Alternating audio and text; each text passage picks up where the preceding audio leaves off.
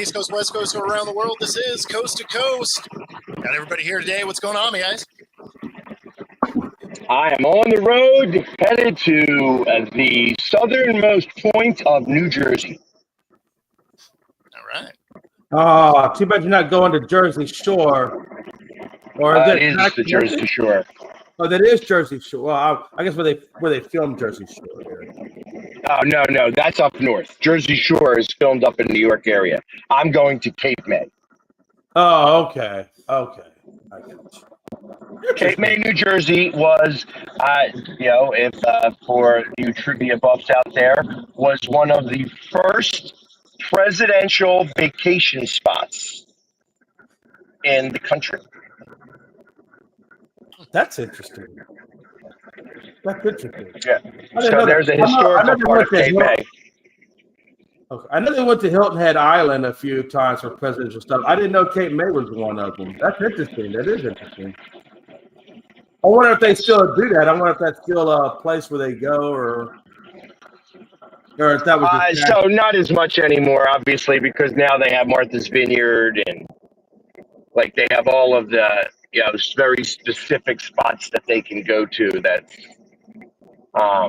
because there's some is Martha's Vineyard in New York? That's like that's on the island and stuff like that.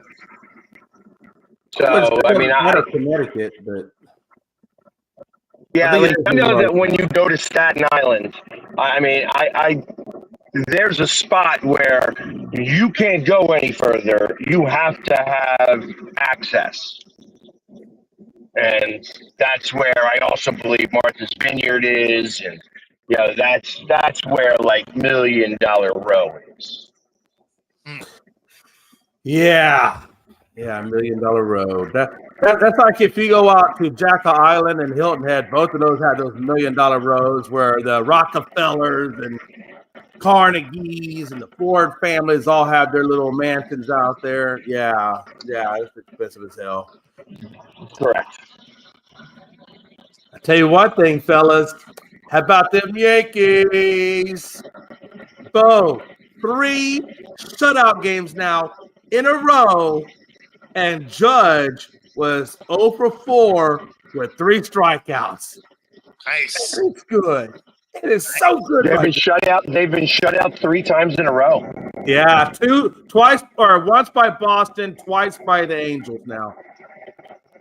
Wow, that is a bed pooping. Yeah, that is. I don't know what's going on with the Yankees, but it's not. I mean, I'm sure they'll rectify it, but it's just not looking good right now for them.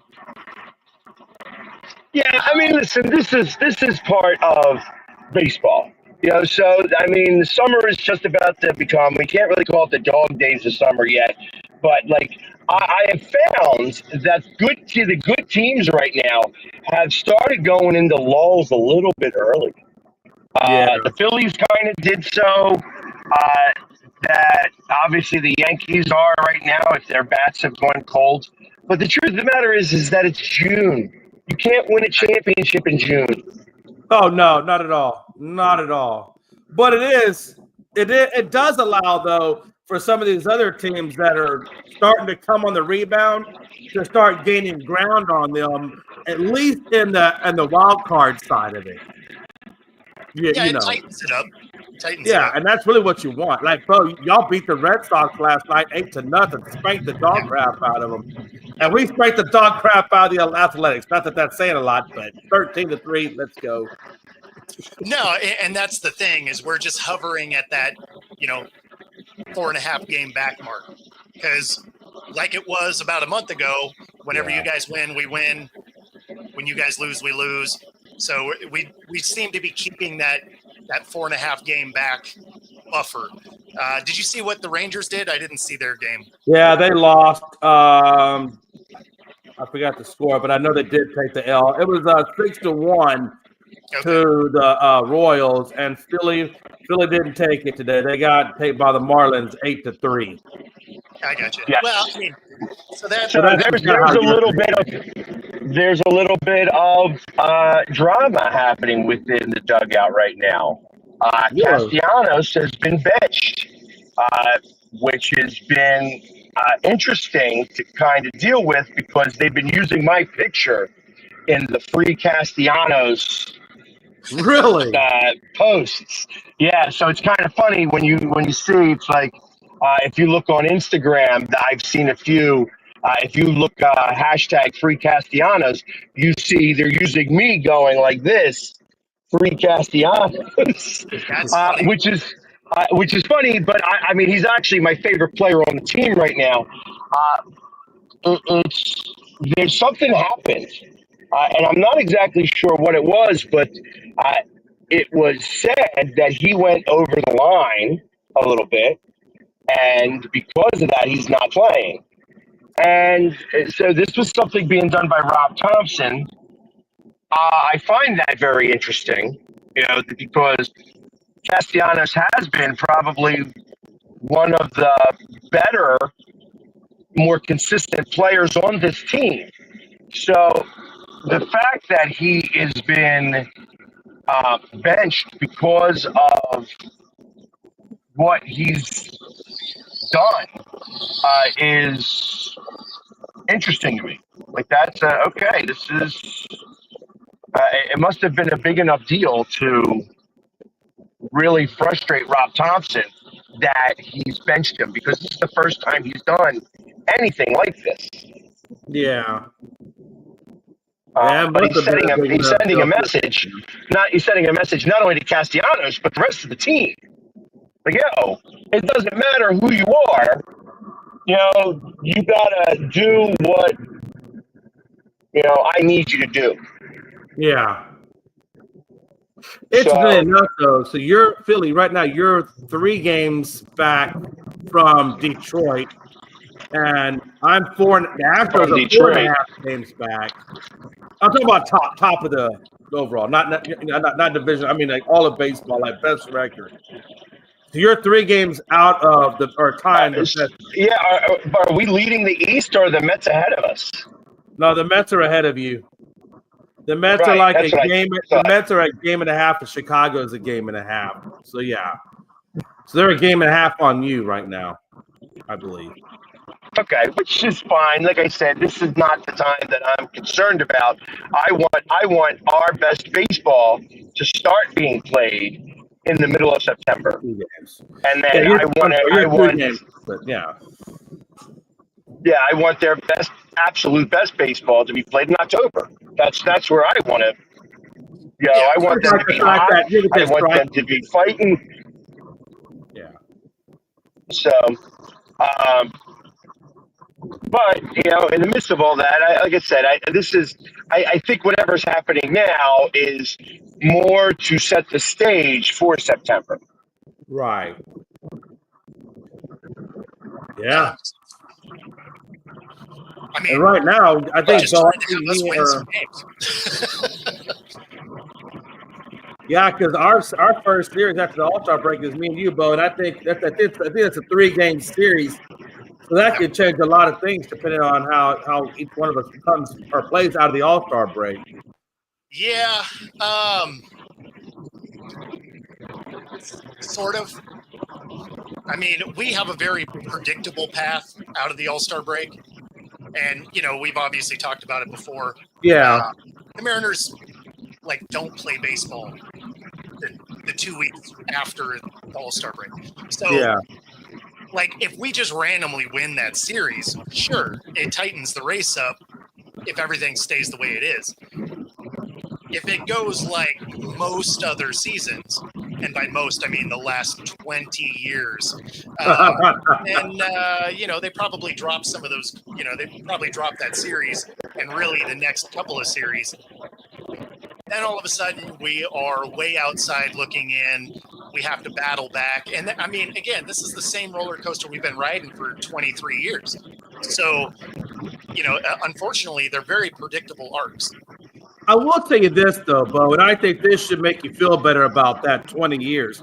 And I know that you're like our arch nemesis with the Astros. Everybody knows that we you guys gear up for whatever reason. Y'all gear up for the Astros, and predominantly, if you look at the trend, we actually are behind you. You've actually got more wins over us right now than we do over you over the last 7 or 8 years. So I know what you're saying about your trend, but I think that this actually is a good thing that you're playing the Astros coming out of the All-Star break, because that could be what gets you off to that good start versus the historically slow start after the All-Star. You know what I mean? Yeah, I mean, okay.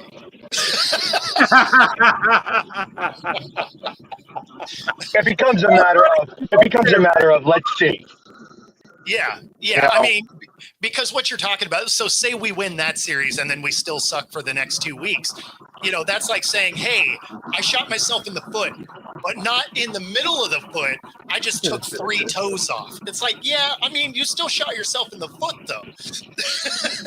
Bo, you know what I'm learning from you right now? You don't believe much in momentum, do you? No, He just doesn't believe much in the Mariners. I believe in the product I've seen, and we produce the exact same arcs every year.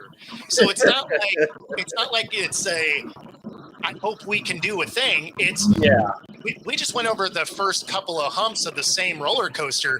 I don't think they built a new one for the second half of the roller coaster.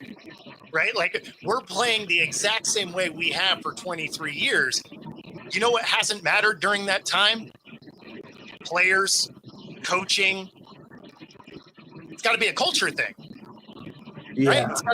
That's got to stem from ownership, GMs. Like, that's where that has to stem, because coaching's changed, players have changed, the arc has not. Yeah. Like, I wonder if you brought like a Bruce Bochy or somebody over there that's, good at, establishing, winning cultures, if that would help your team. Now, obviously, ownership still and the GM still has to be on track with the coach, right? So, yeah, you're right. I mean, it does stem from there. The ownership has to want to win. Yeah, I'm that's not true. convinced they care. Like, they like making money off their team, selling just enough, and then not paying. Like, big contracts don't stem from here. People will get good enough to earn a big contract, and then they will go somewhere else and get that money, and a lot of times get a ring. But they don't do that here. Like, we don't pay the big payroll money. It's just not what the Mariners do. Right. But I mean, we've talked about this exact thing ad nauseum, because we had the same conversation last year. Because you know we did the same stupid stuff we're doing now. Hey, isn't that the definition of insanity? I don't know. I guess maybe not insanity, because you're not doing anything different. Well, no, I'm not expecting a different result. So I'm you're right. I guess this is what it is. Yeah. Wow. Yeah.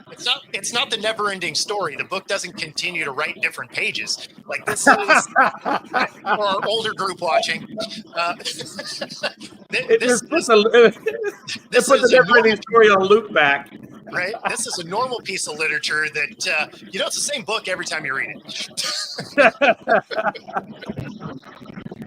Damn. Well, yeah. Well, at least, the Seattle Seahawks have gotten you a championship, Yeah. A little bit there for you. Well, and hey, listen, what happened yesterday? What's the Seahawks mascot? Blitz. Blitz was not inducted yet, obviously, but he was nominated, and he is going to be in the Mascot Hall of Fame. Oh, wow. The original. Well, so the Mascot Hall of Fame, there's only one. So we had Blitz has changed over the years, so I wasn't sure if they were inducting the original guy. No, the new one. Oh, okay. The existing Blitz right now. I got you. They will probably show how Blitz has evolved, You know, like, hey, the one blitz got croaked, and he had laid an egg, and the new blitz came out. I don't know. No, it's actually a sad story. So we had the original Blitz was here forever, and it's why the mascot outfit changed. He ended up getting cancer and had to retire as our mascot, and that's how the new one came about. But yeah, no, the original guy was actually awesome. Not to say the new one isn't. So it's not the person playing blitz. Yeah. Blitz. It's just That's Blitz. actually, yeah, Blitz is the one who was nominated and is going to be inducted into the Hall of Fame. So the Hall of Fame for mascots is in Whiting, Indiana. Okay. And is it's I the reason why I know so much about this place is for two reasons. One, it was started by Dave Raymond, who was the originator of the Fanatic. And secondly, a very good friend of mine who's actually, who was partners with me in a couple of business ventures, is the mascot for the Mascot Hall of Fame. He actually owns the rights to the mascot for the Mascot Hall of Fame. Oh, that's kind of cool. That is pretty cool, actually. So that's how I am. That's why I know so much about mascots. And how many mascots have they inducted into this Hall of Fame?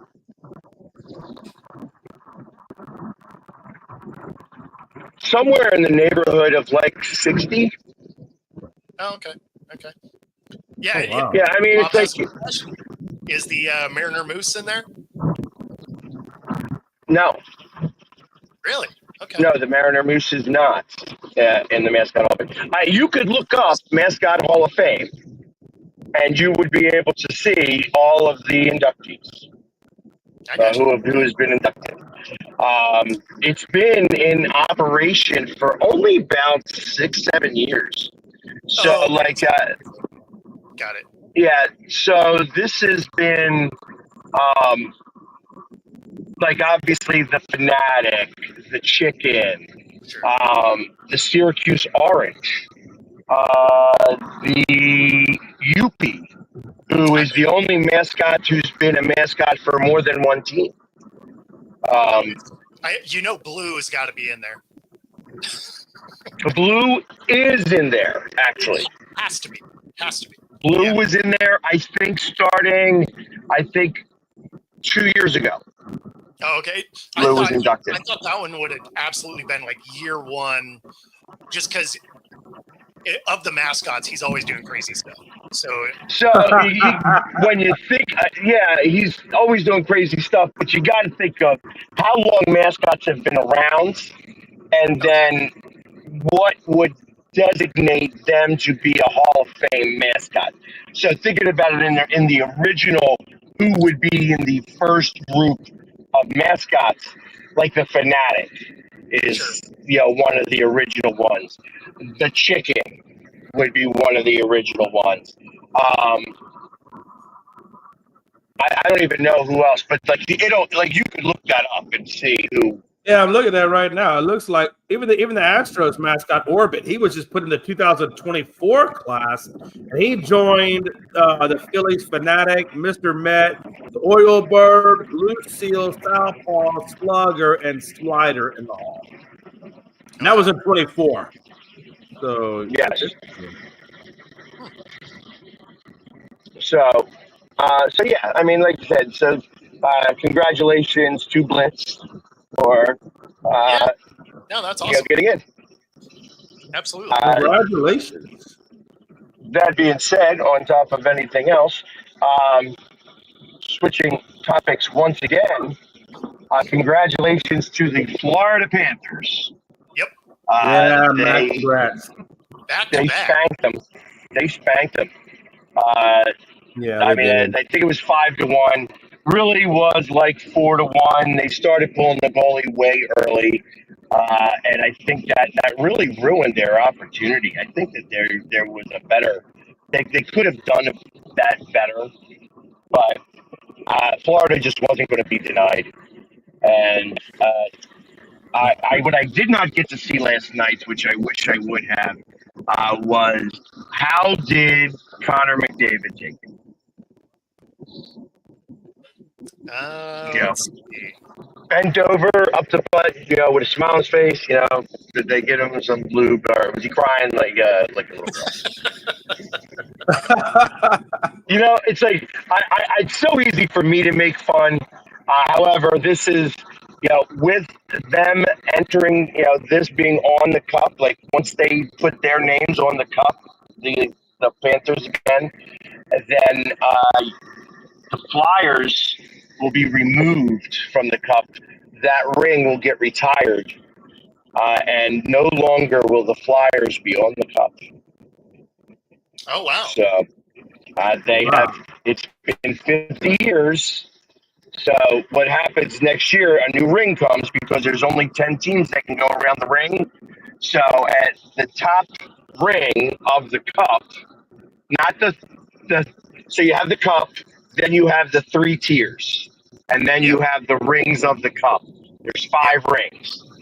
The top ring will get removed and retired, and the 4 rings will move up, and they'll actually institute a new ring starting next year. So there will be no longer any Flyers. The Flyers have now been removed from the cup starting next year. Oh, wow. That's just, I didn't know how they did that. So they just take off so every year one ring comes off? Or Not every year. Okay. Every 10 years. Yeah. Okay. So every 10 years a ring comes off. Okay. Yeah, and the new ring has 10 years of names getting put on it. Okay. So next year there will be, when they bring the cup out, there will be a ring that has no names on it. And then they actually, because they actually do that the old-fashioned way. They actually die cast them. Like you actually chisel them in. They punch chisel them in. So there's a lot of names that are misspelled on the cup because they, once they bang it, it's it. Yeah. So there's been a number of names that are, number of names that are misspelled on the cup. That's funny. That's interesting. I thought it was just the team names that got put on the cup. I guess it's the individual people that are on there. Everybody who is on that team gets put on the cup. So typically a team has got 20. There's usually 23 players on the bench, 26 people on the team. But if you were on the team at any point during the season, your name gets put on. So, for instance, Marchand joined the team from Boston.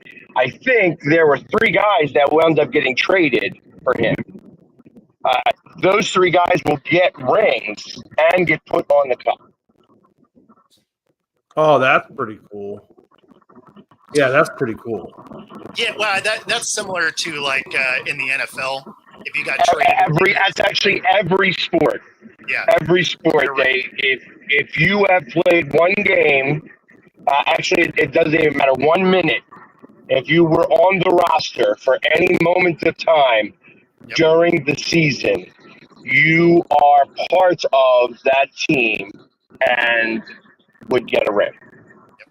And get paid all of the playoff checks and stuff like that. So imagine being traded and stuff like that. I didn't think you got the bonus checks if you're not on the team anymore. I thought you just got the ring. I don't know. I thought I heard that everybody who would get a ring gets the money. Oh, that would be interesting. That would be interesting to get a check for a game. You didn't even have to play him. He just comes as a royalty almost. Yeah, the thing that's funny is, even though you'd get that ring, like you couldn't wear that ring. Yeah. Right. Like, think about this. Does Drew Bledsoe ever wear his Super Bowl ring? Doubtful, right? I mean, he played well that season, but He won the AFC Championship game. no, that's what I mean. Like, he played well. Right? He was hurt for season, that game. but I don't know that you wear that ring because I mean, you weren't there to win it. You know what I mean? You might in that scenario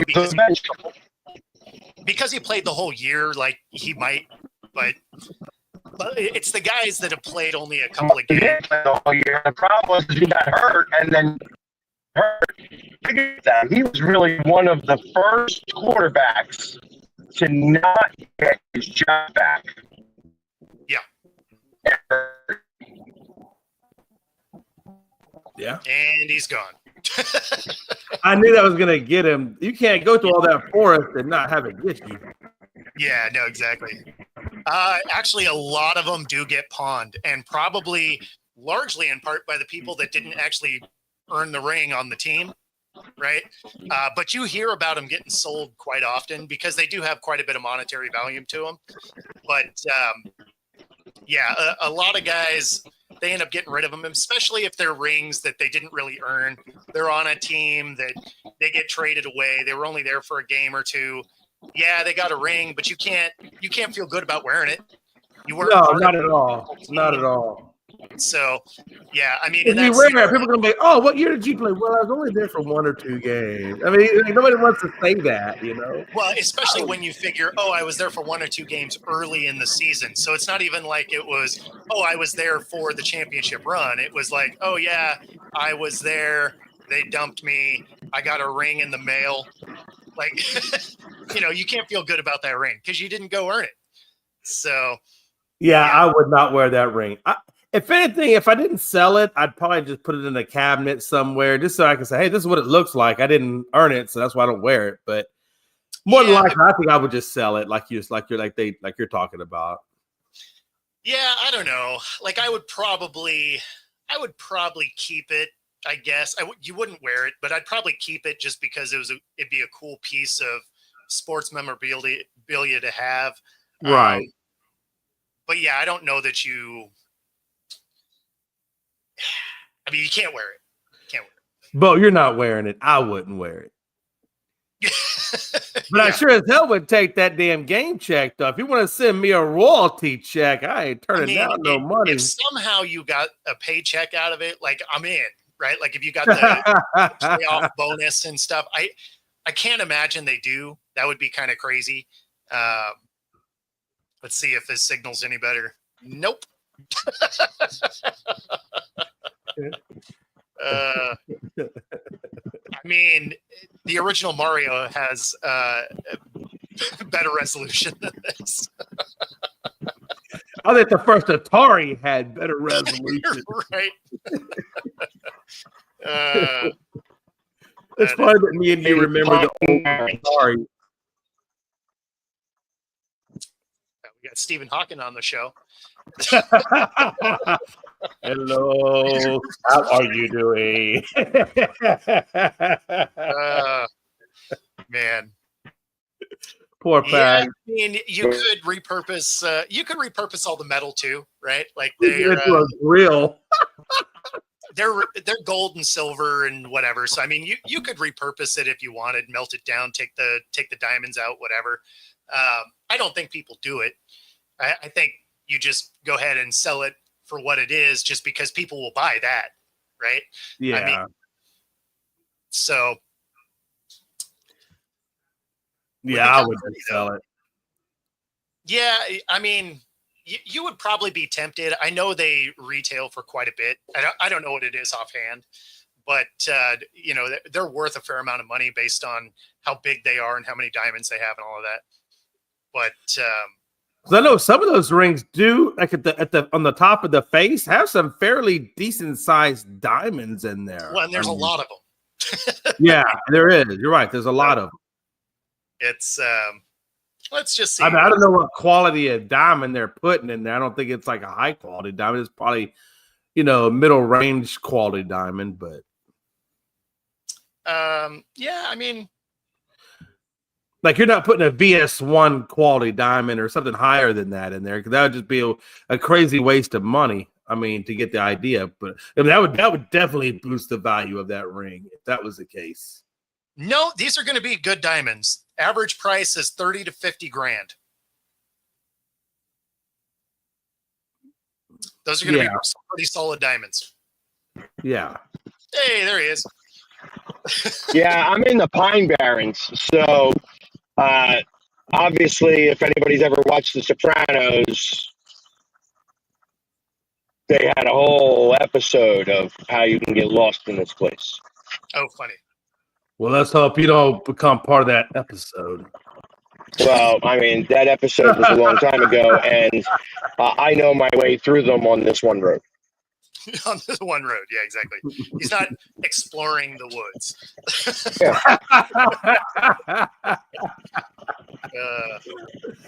I just know that Jersey's a typical place for dumping bodies, so I'm just saying maybe we don't want to get lost out there. Well, not only that, but it's also known for the Jersey Devil. The Jersey Devil was a Pine Barrens animal, creature of lore. Yeah, then if that's the case, we definitely want to get lost. Skinwalkers, God knows, whatever else. I don't know. I can imagine. I mean, we're halfway through. Might as well take a weird turn. Exactly. We might as well talk about it. Crazy. But no idea. I feel like this is like, play on words with packs because they only get every other word. So I feel like I'm going to insert words in there some kind of way. And... Yeah, live Mad Libs. That's what we got going on right now. Just drop an adjective and a noun here and there. We'll figure it out. We'll fill it in. Hey, does anybody want to talk about the craziness that happened with the Fevers game yesterday? Yeah, that was off the chain. It's funny because before the show, I was trying to put the videos together for it, and we'll probably talk more about it tomorrow, just because for whatever reason I can't get it to load. But yeah, no, I mean it was. It starts out with a poke in the eye, which, can happen. And Clark pushes her, which, okay, understandable. And then she gets rocked, thrown to the ground. And so that was, good stuff. There was a weird sequence that, so 3 technicals end up getting issued out, right? Yeah. So the person that poked her in the eye gets one, Clark gets one, and then the person that pushed her to the ground gets one. Fair enough. What happened next was weird, though, because it's not generally how penalties, like when it comes to stuff like that, like free throws, they had offsetting technicals. So rather than let them shoot the baskets, only one basket was shot. And I thought that was weird. 3 technicals issued, only 1 basket shot. Usually you shoot all 3, right? Because there's the opportunity that you miss. Right. So that was a weird sequence to have, like if it's penalties in football, sure, there's offsetting penalties because they're both 5-yarders, so the ball wouldn't actually move. It's like, oh, okay, yeah, sure. But in this case, because it directly leads to points, it was very weird to have it where they're like, oh yeah, that offsets. It's like, okay, well, I mean, that's strange because there's the opportunity for a miss. That would be like if you had offsetting penalties in football, but you had to earn the 5 yards. It's like, well, no, then you kind of want to see if you can earn those 5 yards. So that, I don't know, it seemed weird. And then it goes on from there. Fast break by Connecticut, and Fever just tackles him. It was great. We'll have the videos for it tomorrow, just because again, it wasn't loading correctly, and then the coaching called out the refs. So yeah, no, it was it was a weird game. So Sophie Cunningham actually got ejected. She actually got a flagrant foul 2 put on her, and I'm wondering. There was an ejection. Yeah, Sophie Cunningham, because of the hard way that she took her down, they gave her a flagrant foul 2, and the other ones around her got, I think, technicals as escalators. So with 46.1 seconds remaining, the Fever Sophie Cunningham committed a hard foul on the Suns' J.C. Sheldon as she attempted a breakaway layup, which I think is what you're talking about, Bo. Yes, she straight tackled her. Yeah. So she got a flagrant 2, and the other one, and an ejection, and the other ones I think just got technical as escalators. Yeah, well, and that's what they should have been. Like none of what happened before should have been, getting bounced from the game. That's it makes sense that the tackle was a flagrant because it was a tackle. Yeah, I mean, there's no getting around that at all. Wow. It was priceless, though. Let's see. I do have the. Well, we'll just play them tomorrow. It's fine. But yeah, good stuff. And it wasn't the only time the refs were called out yesterday. In the Storm game, and the Storm beat the brakes off of LA. But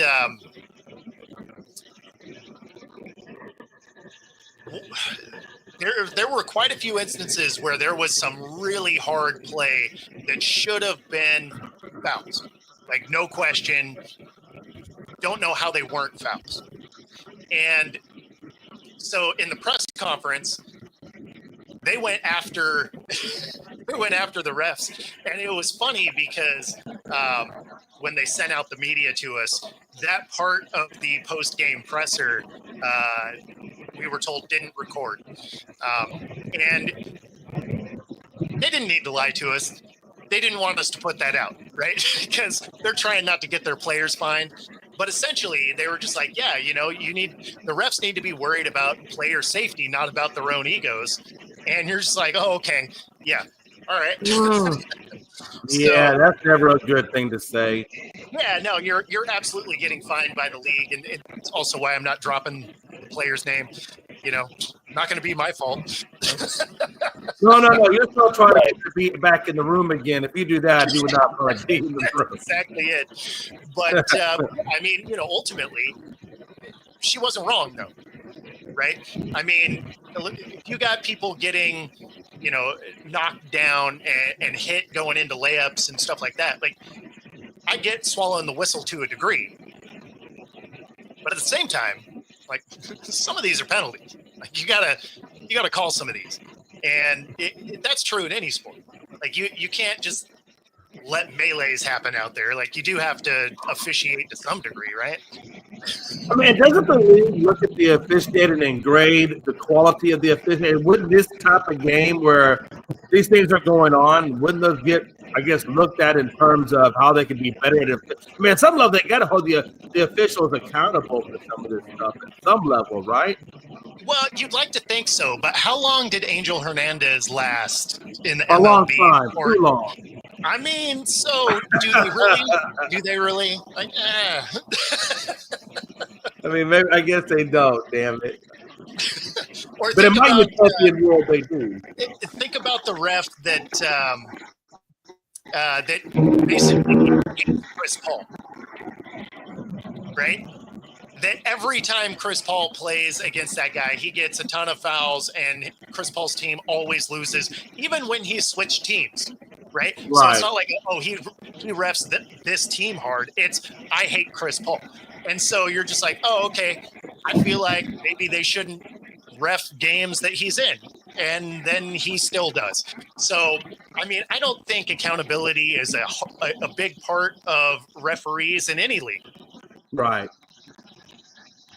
It should be. Right. Well, I mean, my question becomes, my question becomes: are these referees like college refs that transfer over to the WNBA, or are these NBA refs that are trying to make it into the NBA and haven't made it in yet? That is a good question. I don't know. But I am curious because, I mean, even though you think that even college refs should be, right? Because if you're going to the WNBA, you got to be D1 college, right? It's not like you're going to be coming from the community college basketball team. Right. So, but I will. But maybe they are. I mean, maybe they are. Maybe we don't know that. Yeah, I mean, I guess we don't know that, right? Like, I'm assuming that because you would hope that that's not the case. But coming straight out of high school basketball games, you're like, all right, W, here we come. I mean, it's entirely possible, I guess. Unlikely, but plausible. So one of my other questions for you is that now that you have access to the Storm, Yeah. are you able to also get in on other teams as well? Or can you No. only do the Storm at the moment? Yeah, I've only got the Storm at the moment. So, for instance, the reason why I'm even asking this is like, if you were to try to get in on any WNBA press conference that doesn't have any team specific, just has WNBA press conference, would they give you access? You know, I'm not entirely sure. But the one thing that they have given me is the opposing team press conference. The problem is they happen at the same time. So Right. it doesn't make a ton of sense to do that. But I have been able to get into that had I wanted to. So, I mean, like, that's kind of cool. But as far as just a WNBA specific presser, I haven't seen one of those. So I actually have no idea. I have no idea. It would be kind of cool if I could, though.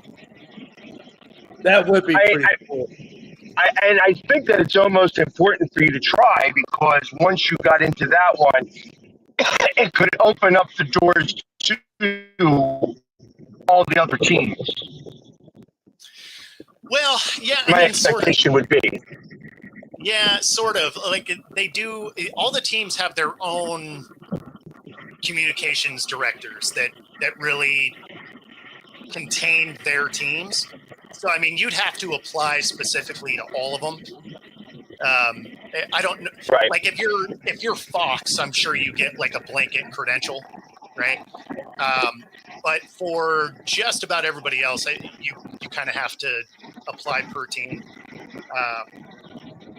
But no, I get what you're saying for sure. I mean, and some of that would be cool, because when I visit another town, like, it would be cool to be able to work one of those events if it happens to be there when I'm there. So, I mean, absolutely. Right. Yeah, well, and obviously when the Storm play against the Fever, Yeah. and obviously you don't necessarily want to talk to the Storm. And he's gone.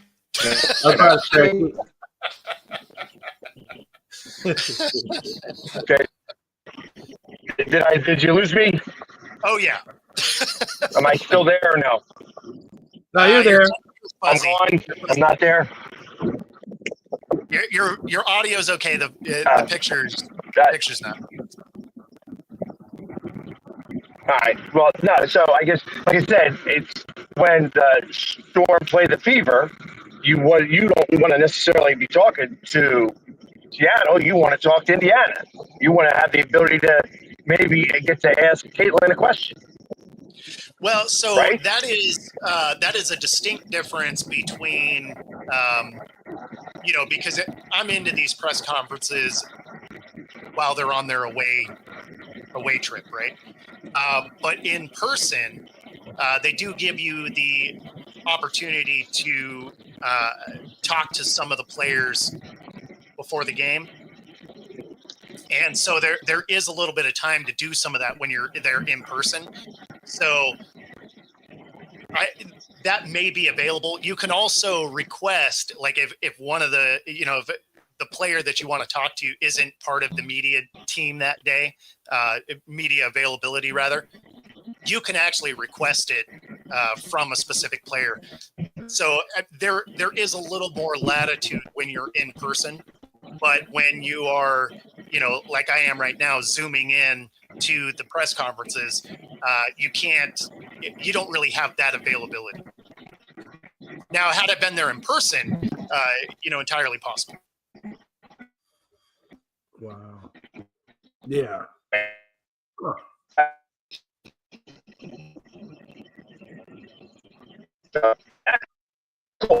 It's vicariously through you in the process. Like I remember this sound. It's dial-up, right? Like,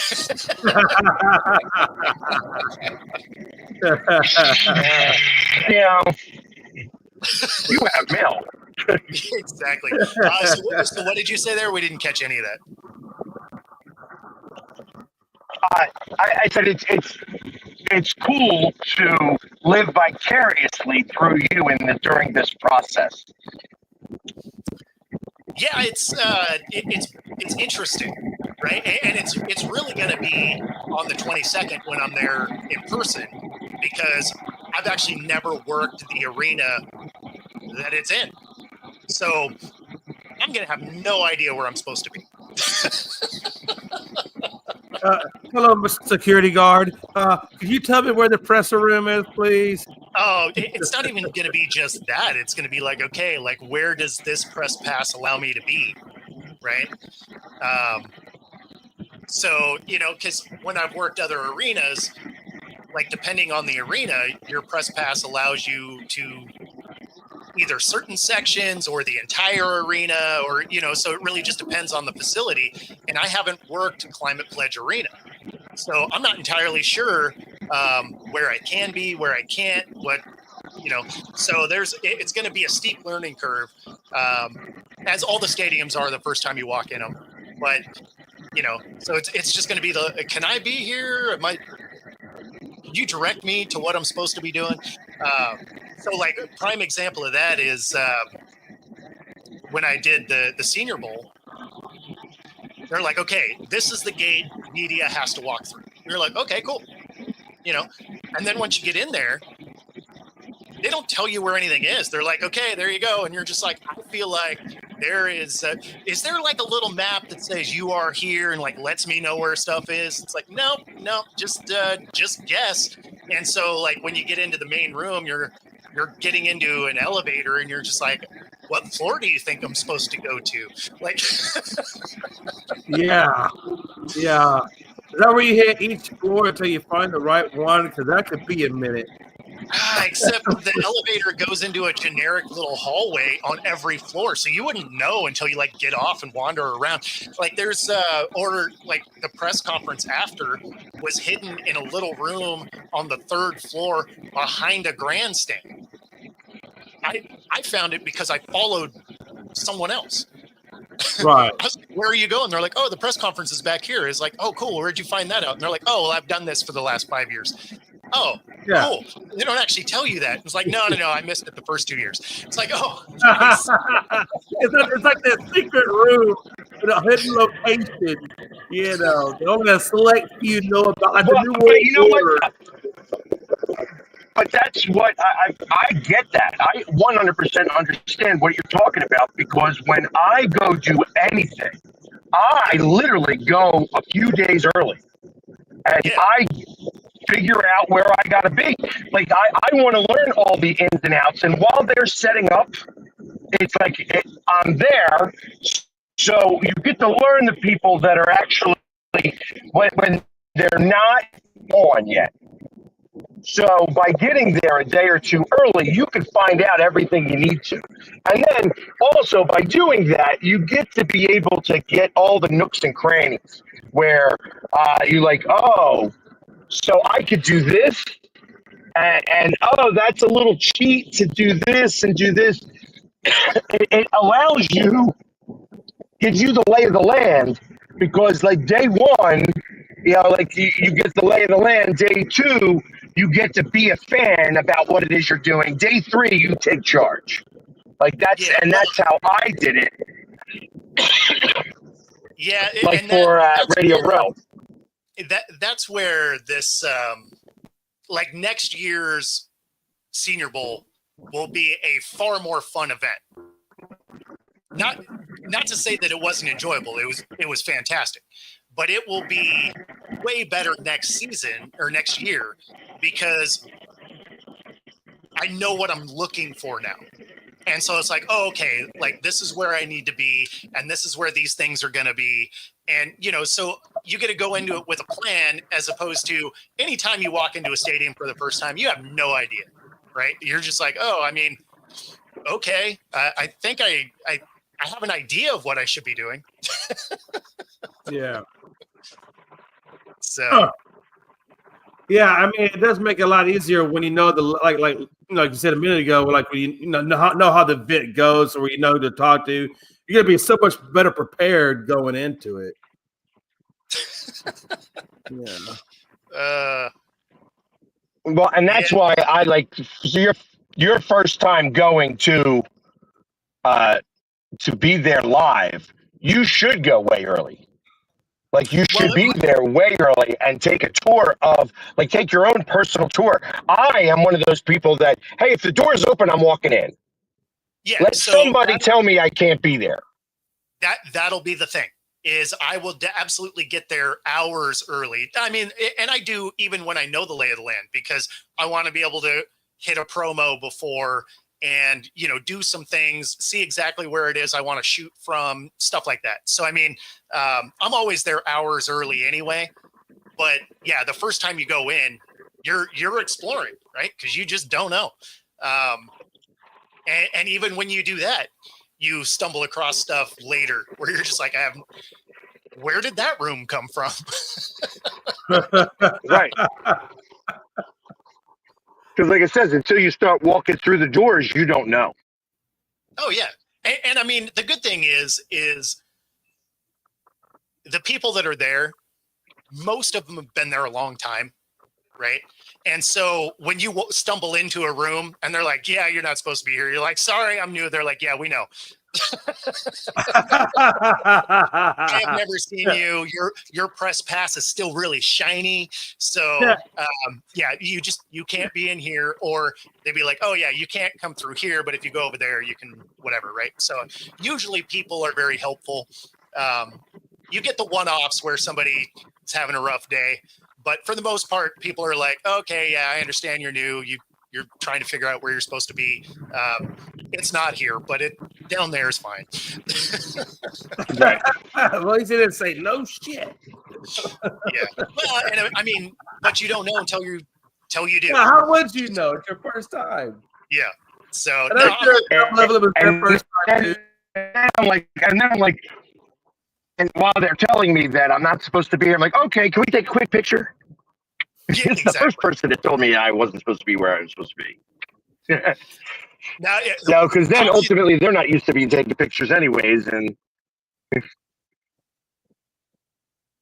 yeah, I think the one that was cool was,